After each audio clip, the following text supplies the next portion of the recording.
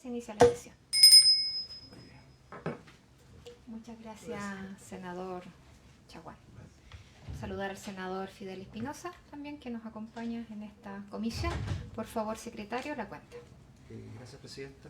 Se ha recibido una comunicación de don Mario Ahumada haciendo presente su crítica situación ante la inminente pérdida de su vivienda a través de un remate judicial, y al respecto pide adoptar las medidas que procedan para lograr una solución al problema descrito. Por otra parte, ha llegado una comunicación de la señora ministra del Interior y Seguridad Pública en respuesta a un oficio de esta comisión, repitiendo el informe de avance sobre el plan de reconstrucción incendios Viña del Mar, Quilpué y Villa Alemana, en la región de Valparaíso, elaborado por la señora ministra de Desarrollo Social y Familia en su calidad de ministra presidenta del Comité de Reconstrucción. Además, el señor ministro de Ambiente y Urbanismo hizo llegar información sobre el avance comunal del plan de emergencia habitacional al 30 de noviembre del año anterior. Asimismo, el señor defensor de los derechos de la niñez ha comunicado que ya se encuentra disponible en el link que indica el informe anual 2024 Derechos Humanos de Niños, Niñas y Adolescentes, elaborado por dicha repartición. Todos estos antecedentes, en lo pertinente, se enviaron a vuestros correos electrónicos. Eso es la cuenta, señora presidenta. Muchas gracias. ¿Algún punto varios, senador Espinosa?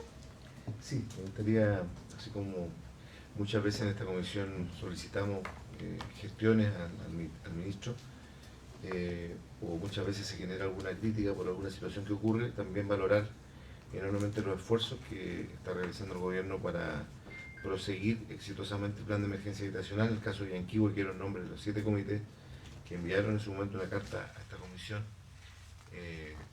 agradecer enormemente al ministro de Vivienda, Carlos Montes, y a su equipo por la adjudicación de un terreno que pertenecía a la empresa Suralis en dicha comuna, por un valor de 1.270 millones de pesos, que va a permitir la concreción del sueño de la casa propia más de 400 familias de la comuna. Así que estamos felices, y quiero en nombre del alcalde, de Víctor Angulo, del Consejo Municipal y de este parlamentario que trabajamos en equipo, poder dar las gracias, ¿no es cierto?, al ministro por la concreción de ese primer gran paso para la obtención de los subsidios.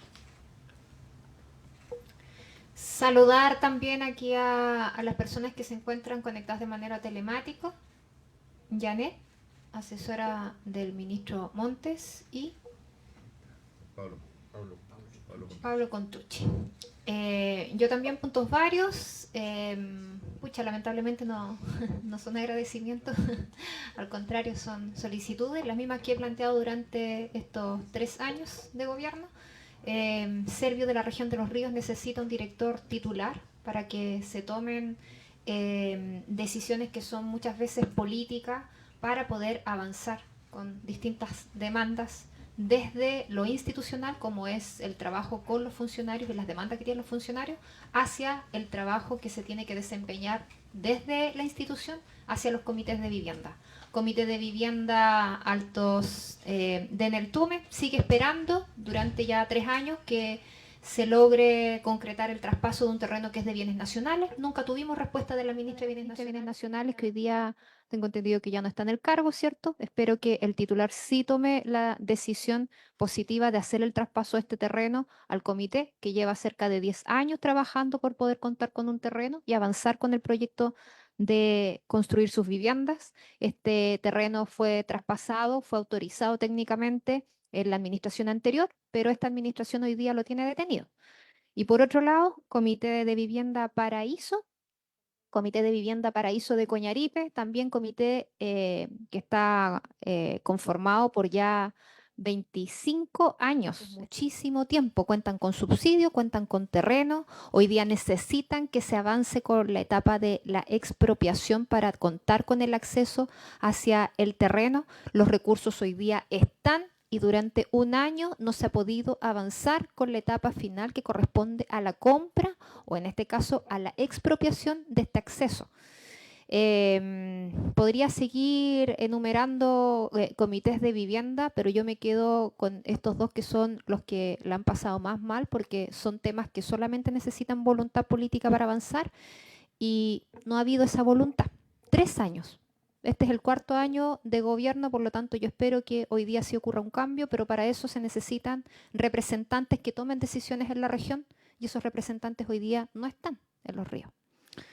Te traspaso eso, Janet, para que se pueda hacer la gestión y que antes que termine este gobierno podamos contar con una dirección titular desde el Servio.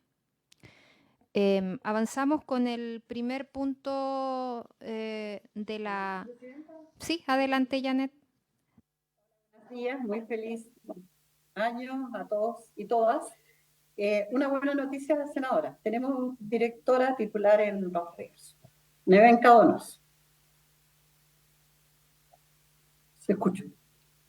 Ah, qué buena noticia, qué buena noticia. Esperemos que se pueda hacer una buena labor por el bien, no de un gobierno o de otro, sino que por el bien de las familias que lamentablemente no han tenido respuestas durante estos 3 años. Así que buena noticia que se cuente con un director Empezamos bien el titular. año.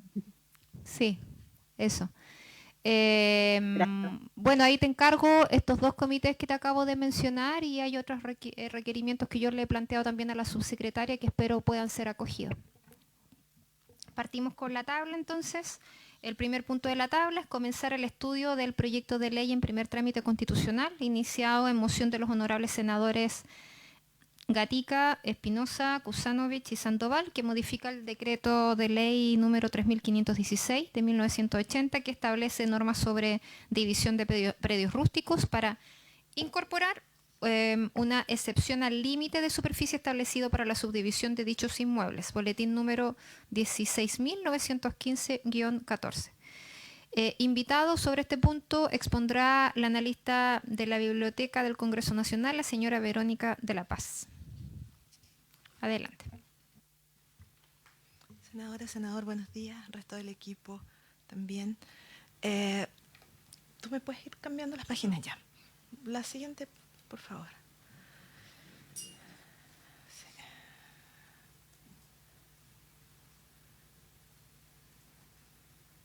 Ya. Yo hice un análisis de la propuesta que se está en estudio. Voy a hacer una breve introducción respecto del diagnóstico que hay respecto del tema, luego una descripción del proyecto y finalmente algunos elementos de legislación comparada que son en la línea similar a lo que plantea el proyecto. Yo creo que ya hemos conversado esto en otras oportunidades. Existe un diagnóstico respecto de que hay una tensión entre los desarrollos urbanos y el uso en el suelo rural. Tanto la experiencia nacional como la internacional da cuenta que la existencia de este conflicto entre los usos rurales y una creciente presión, ¿no es cierto?, que ejercen las ciudades para seguir creciendo sobre estos suelos. Esto también plantea problemas de compatibilidad entre estos usos urbanos que se desarrollan en el área rural, porque el área rural no está preparada, ¿no es cierto?, para recibir este tipo de usos y además porque existen externalidades, ¿no es cierto? Los usos rurales tienen características que no siempre son compatibles con los usos urbanos, especialmente cuando estamos hablando de los temas habitacionales. Además, desde el punto de vista rural, se producen pérdidas, ¿no es cierto?, de zonas productivas y que inciden en las fuentes de alimentación que tiene la población en algunos sectores. Ahora, también desde el punto de vista urbano se producen externalidades de hacerse cargo de lo que implica estos suelos rurales que no están preparados y que están recibiendo usos urbanos. Por ejemplo, los temas del retiro de la basura, ¿no es cierto?, del acceso a los servicios, de la congestión que se produce en caminos que no están preparados para esta intensidad de uso. Van generando problemas y van generando conflictos entre el desarrollo de estas áreas y las expectativas que tienen las personas cuando se trasladan a vivir a estos lugares. Ahora, en ese sentido, el boletín 16.915, ¿no es cierto?, que es del proyecto que vamos a comentar, comparte este diagnóstico y plantea que se observa en el territorio nacional un aumento sustantivo del número de subdivisiones en el suelo rural. Nosotros hemos visto datos que ha planteado el Servicio Agrícola y Ganadero respecto de cómo se han incrementado el número de subdivisiones que en este minuto existen en el área rural. En muchos casos en estas subdivisiones hay emplazamiento de vivienda y esas viviendas tienen dificultades para tener acceso a los servicios básicos y además se producen conflictos por estas actividades que no son concordantes, ¿no es cierto?, con el resto del uso del territorio. Por ejemplo, los problemas de los perros, los problemas del retiro de la basura, el problema de cómo estas familias llegan y tienen una cotidianidad con las áreas urbanas cercanas. En ese contexto, el boletín que se está estudiando establece una propuesta que plantea un tratamiento distinto para las áreas periurbanas, las áreas más cercanas a las áreas urbanas, de aquellas comunas que tienen más de 30.000 habitantes, o sea, que tienen un cierto estándar de consolidación y tamaño, estableciendo que en los perímetros en torno a esas ciudades, que en los 10 kilómetros inmediatamente adyacente a ellas, se aumente la densidad de ocupación, constituyendo una excepcionalidad en el 3516 que permite que en estas zonas exista una superficie menor de subdivisión y por lo tanto una mayor densidad de uso. Establece también que en estas zonas, para emplazarse en ellas habitacionalmente, exista una obligación de la existencia de disponibilidad de servicios.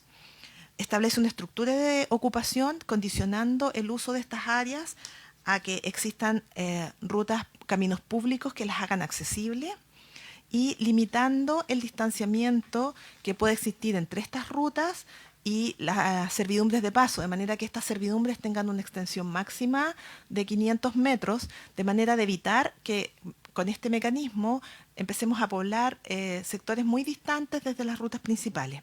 Esto también considerando que muchas veces en estos caminos de servidumbre existen problemas tanto para su mantención como para mantenerlos abiertos y asegurar en definitiva que exista la accesibilidad a los predios que se originan a propósito de ello. Ahora, cuando uno revisa legislación comparada, se puede observar que existen otras formas de usar el territorio que podrían ser compatibles con generar un nuevo modelo respecto de lo que tenemos actualmente para ocupar el suelo rural. Yo revisé la legislación española. La legislación española reconoce dos situaciones del suelo. Habla del suelo rural y del suelo urbanizado. Esto más allá de la localización. Entonces, entiende por suelo rural todo aquel que está protegido por alguna categoría, por su valor ecológico, paisajista, agrícola, ganadero, forestal o por sus valores de paisaje, y también cuando tiene asociado elementos de riesgo. Que están, y esta categorización, ¿no es cierto?, está contemplada en los instrumentos de planificación que hay disponibles sobre el territorio. Ahora, la categoría de suelo urbanizado es aquel en que la norma lo define como posible de emplazarse para habitarlo en las distintas características que tiene la habitación, ¿no es cierto? No solo refería a vivienda, sino que también a otros usos urbanos, y que por lo tanto es un suelo urbanizado, que tiene acceso a los servicios básicos.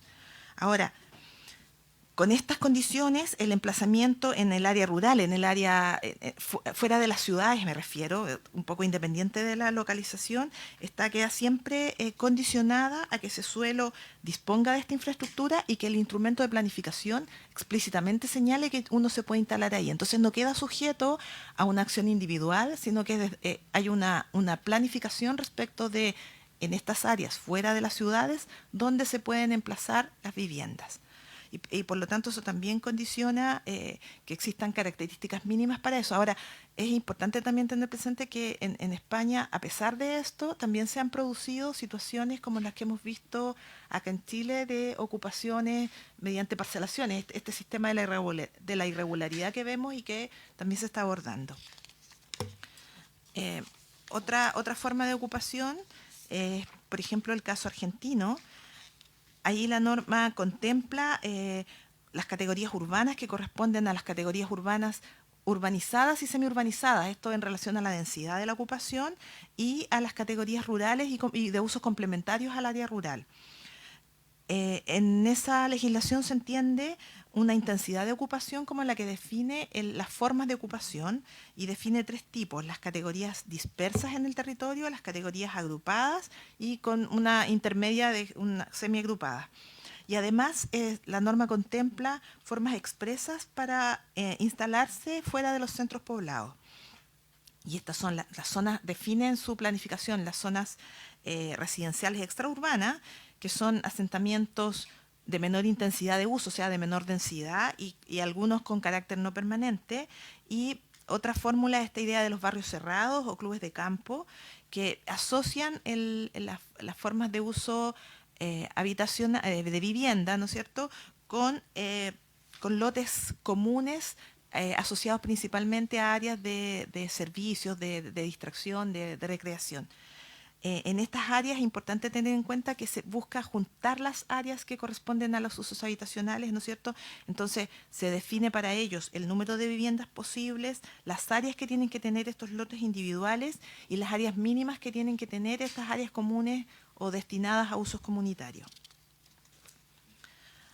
Finalmente, el último país que revisé es el caso de Australia, en el condado de Nueva Gales del Sur. Allí se hace una distinción entre lo que es el suelo rural, entendiendo como el suelo natural, del suelo que es agrícola y que tiene un valor productivo. Hay que ponerse en el escenario que en Australia el suelo productivo, por las condiciones climáticas que tiene, es muy poquito. Por lo tanto, se busca preservar ese suelo con carácter agrícola en pos de mantener los aspectos de alimentación que provee este suelo a la población. Ahora, los instrumentos, que son los planes ambientales locales, buscan facilitar que el uso del territorio sea lo más ordenado y se resguarde este uso productivo del suelo. Ahora, para eso se establecen categorías de suelo. El territorio en general está normado, entonces se establecen categorías de uso de suelo rural y el uso agrícola es una categoría dentro de este suelo. Por ejemplo, si uno observa, hay categorías que protegen el paisaje natural, otras que protegen el paisaje forestal, otras que tienen que ver con lotes que tienen producción primaria y que por lo tanto tienen formas de utilización en donde se compatibiliza la vivienda con el uso, pero enfocado en el valor productivo que tiene. Hay categorías que definen a los pueblos rurales y otras categorías que se le definen de transición, o sea, que generan un modelo parecido al que se está proponiendo en el proyecto, en donde hay una gradualidad entre las zonas urbanas y las zonas propiamente rurales. Ahora, estas zonas de transición cumplen una doble condición de graduar la intensidad en el uso del suelo, un poco en esta misma idea de lo que se está proponiendo en el proyecto, y busca minimizar los conflictos porque aquellas cuestiones que son que tienen externalidades negativas, ¿no es cierto?, y que podrían tener conflictos con el desarrollo urbano, se sacan de estas áreas, se alejan de las áreas en donde hay más uso, y además recibe usos agrícolas y de vivienda de menor densidad, y también estas zonas actúan como una barrera para evitar, ¿no es cierto?, esta expansión indiscriminada de los usos urbanos sobre el suelo rural. Ahora, también es importante tener presente que en la Cámara de Diputados está en tramitación un proyecto que se hace cargo que propone algunas fórmulas para ocupar el suelo rural. Ese proyecto se encuentra en primer trámite en la Comisión de Agricultura de la Cámara de Diputados y está sujeto en este minuto a unas indicaciones sustitutivas que fueron ingresadas a finales del mes de octubre. Eso es, senadora. Muchas gracias.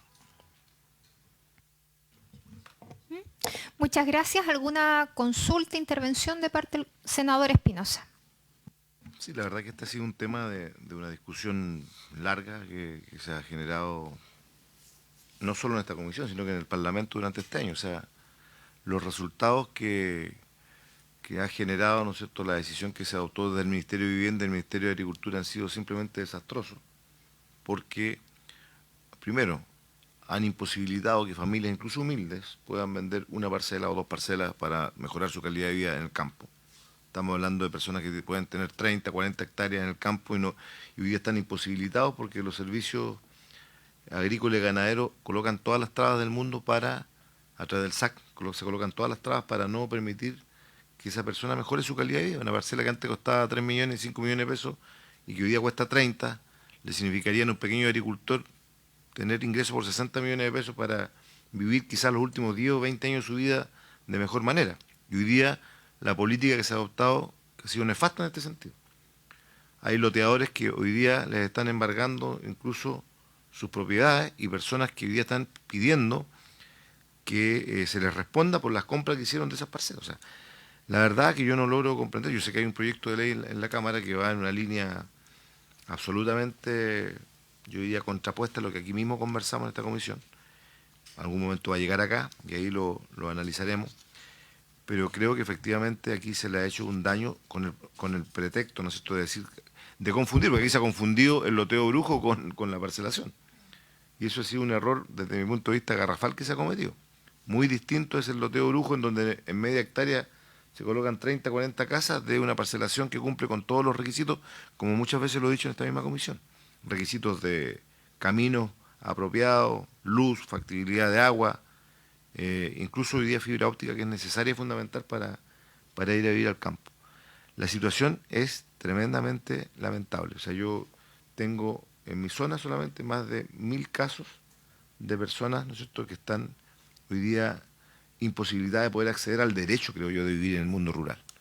Porque aquí, dentro de lo que plantea Verónica, no se dice algo que es fundamental. Estos países que aquí usted manifiesta como la experiencia de legislación comparada, son países que respetan el derecho a la ruralización.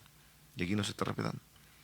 En nuestro país no se está respetando y vamos a haber perdido 3 años valiosos y vamos a llegar a un nuevo gobierno donde seguramente, ¿no es cierto?, van a concretarse los proyectos de ley que aquí mismo se entregaron, se pusieron en discusión en la comisión. No olvidemos que esto partió con un proyecto de ley que quería hacer, ¿no es cierto?, que el mínimo sean 5 hectáreas para ser propietario de una parcela. 5 hectáreas. Así partió la discusión de algunos senadores que presentaron un proyecto que incluso fue aprobado, no olvidemos, en la Comisión de Agricultura de manera unánime.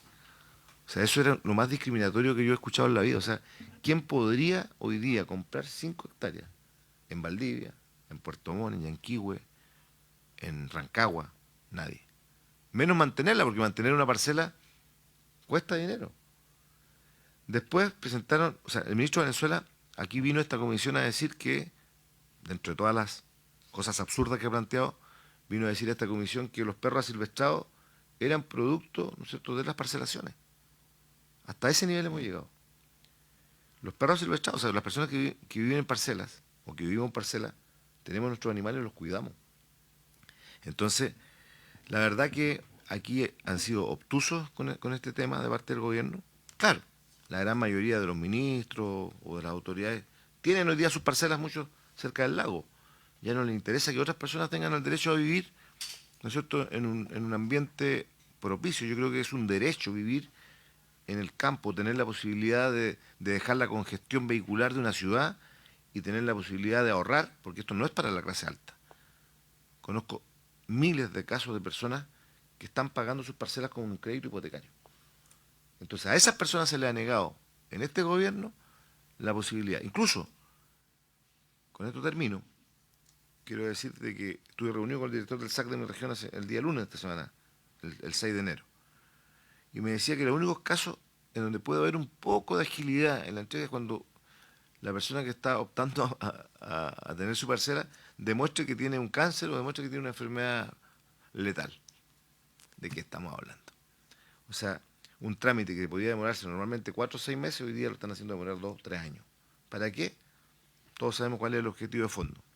Que no haya más parcelaciones, lo cual creo que es un error garrafal. Las parcelaciones reguladas no pueden negársele a los compatriotas de nuestro país. Y eso yo considero que va a ser el legado que va a dejar el Ministerio de Vivienda y el Ministerio de Agricultura de estos 3 años, porque estoy seguro que vamos a terminar este gobierno ni siquiera sin una ley sobre la materia. He dicho, presidente, gracias. Gracias, senador Espinosa.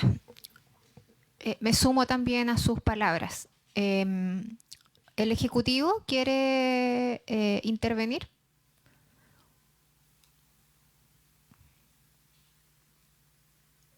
Gracias, presidenta.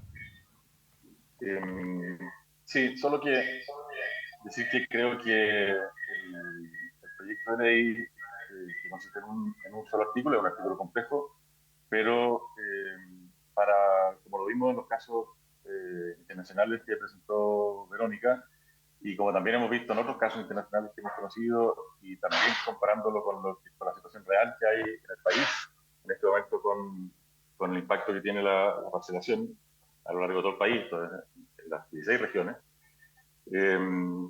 creemos que se requiere una solución más compleja. Si vemos esas legislaciones tal cual puso Verónica, de una manera muy resumida, relativamente a esas legislaciones, a esos cuerpos legales, uno se da cuenta que es mucho más compleja la respuesta que tienen esos países frente a un fenómeno que es complejo. El suelo rural tiene distintos grados de protección. A cada uno de esos tipos de protección que señalaba Verónica, por ejemplo, en el caso australiano, y en el caso español también, le corresponden subdivisiones prediales mínimas distintas. Lo mismo sucede en otros países, en donde hay una visión mucho más técnica y más fina de cómo proteger el territorio rural y cómo asegurar que ciertas actividades económicas que se dan en el ámbito rural no sean desplazadas por otras actividades que son más lucrativas respecto del suelo. Entonces, solamente respecto de eso, yo quisiera decir que creo que convendría ver la posibilidad de complejizar el artículo o agregar otros artículos que se hagan cargo de los otros temas que genera el fenómeno. Hoy día en Chile la parcelación enorme que hemos tenido, sobre todo en el último tiempo, que se explica principalmente por el alza de valor del suelo, hace que tengamos territorios enormes sin planificación urbana, sin planificación territorial, y pasan a ser zonas urbanas.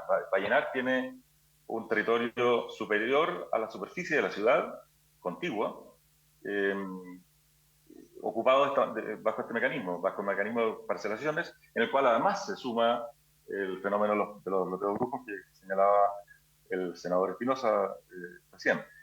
Son dos fenómenos distintos, pero uno favorece al otro. Entonces, necesitamos tener respuestas más complejas para asegurar que el derecho a vivir en el territorio sea compatible con cuidar el territorio, con cuidar el medio ambiente, con proteger el impacto que tiene esto en la administración territorial de parte de las municipalidades, que se tienen que hacer cargo de basura dispersa, de reparar caminos que no les corresponde, de conflictos por canales de agua, etcétera. Entonces, desde mi punto de vista personal como presidente de la Comicivil y como secretario ejecutivo de la Comicivil, perdón, y como después de todo el proceso que llevamos desde el año 2023 para producir una discusión amplia sobre el tema, a mí me gustaría sugerir con mucho respeto que veamos de una manera más compleja la respuesta al fenómeno. Muchas gracias, presidente.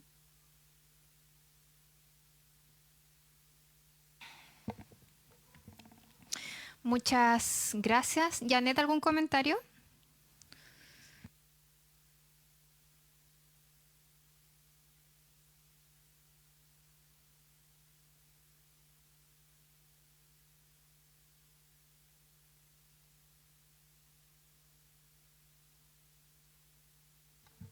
No se oye.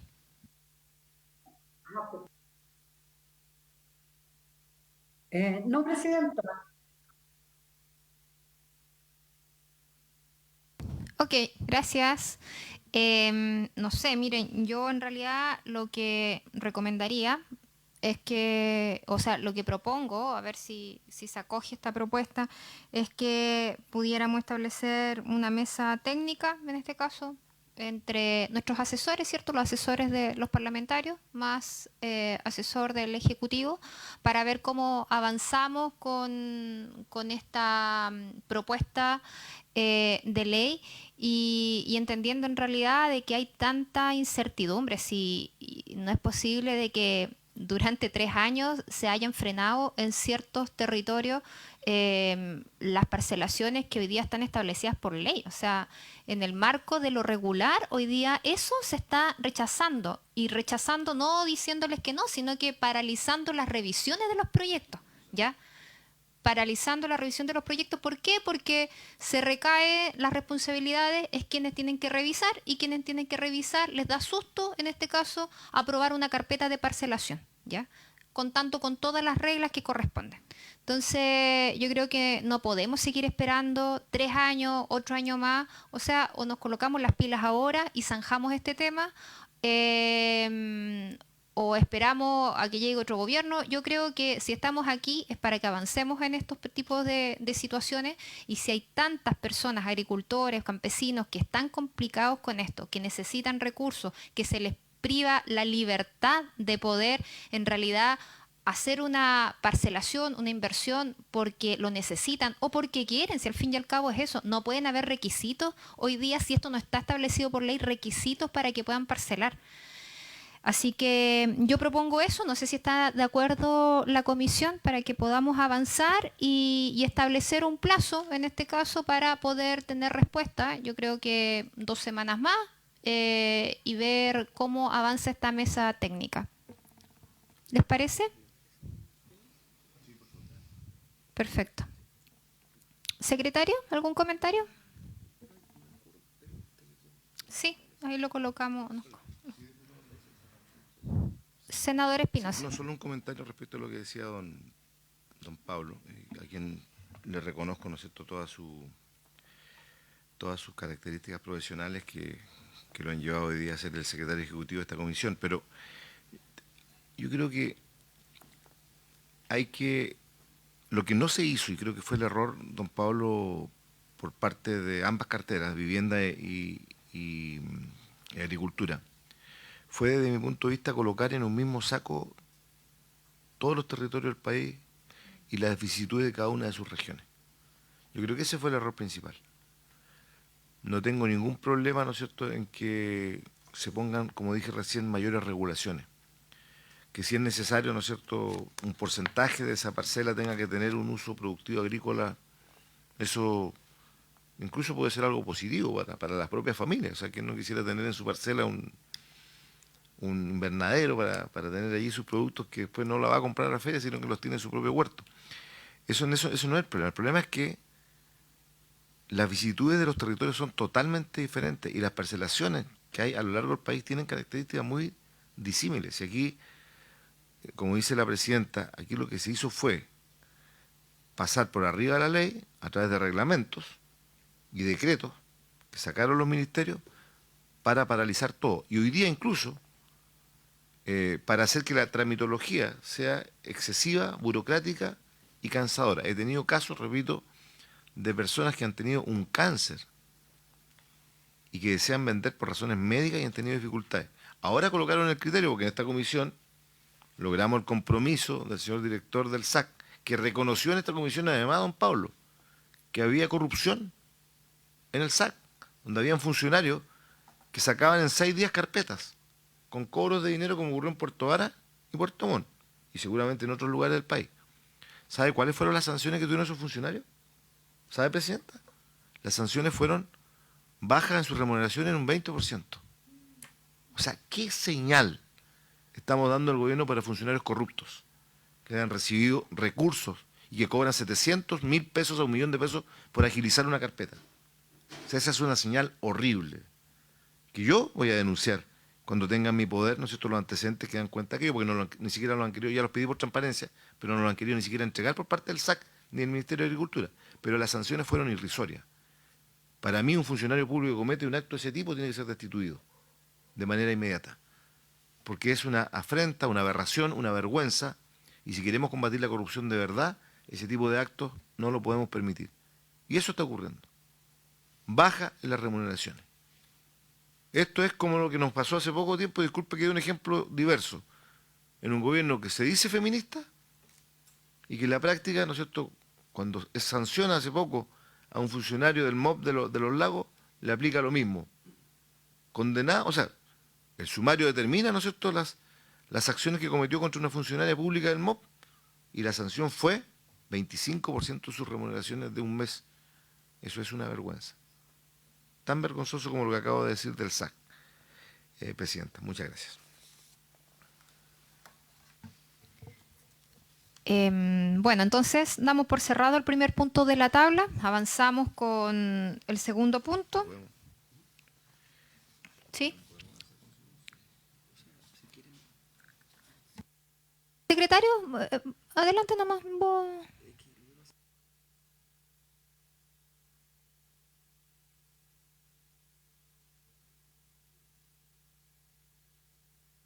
Presidente, ¿no es cierto?, cuál fue el acuerdo de la mesa técnica, o bien otra es que se entregue ese acuerdo para que ustedes lo analicen y la próxima sesión se vota.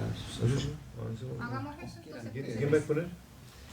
Bueno, Felipe, ¿no es cierto?